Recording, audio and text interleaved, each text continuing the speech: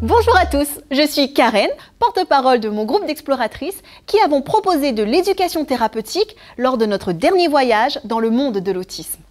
Comme avant tout voyage, il a fallu explorer l'état des connaissances existants.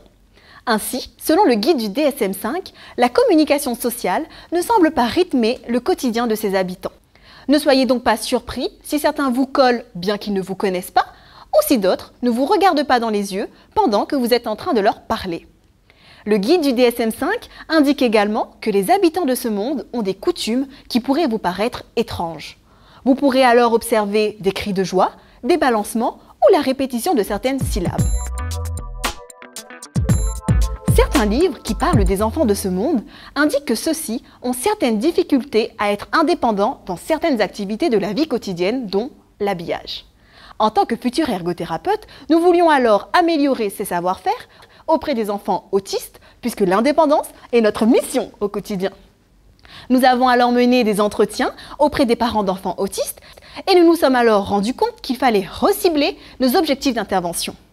En effet, nous étions complètement à côté de la plaque concernant les besoins réels. Il existait effectivement une méconnaissance concernant le lien entre indépendance et particularité sensorielle. Mais alors, de quoi s'agit-il ? Imaginez-vous être aveuglé par la lumière du néon, tels les phares d'une voiture au beau milieu de la nuit. Ou encore entendre le tic-tac de l'horloge dans la pièce résonner comme le Big Ben. Nous pouvons alors comprendre qu'il est difficile pour les enfants autistes de se concentrer sur la tâche que nous leur demandons quand ils doivent à la fois gérer les différentes stimuli sensoriels qui proviennent de l'environnement. Nous avons alors travaillé d'arrache-pied et avons mis en place une séance d'apprentissage d'éducation thérapeutique auprès des parents d'enfants autistes. Les objectifs étant que ceux-ci comprennent la nécessité d'adapter l'environnement physique aux particularités sensorielles de leur enfant afin que l'environnement soit facilitateur aux apprentissages.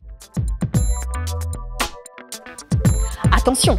Le but n'était pas de déverser notre savoir sur les parents assis sur une chaise de notre haute position de formateur. Non, le but était bien de construire ensemble des connaissances et de rendre les parents acteurs de ce processus. Un PowerPoint en arrière-plan rapportant des informations scientifiques et nous rendant plus savantes était notre fil conducteur. Les interactions entre les apprenants, les remarques positives, mais aussi les questions pertinentes sont des indicateurs de résultats. Maintenant, c'est à eux de jouer.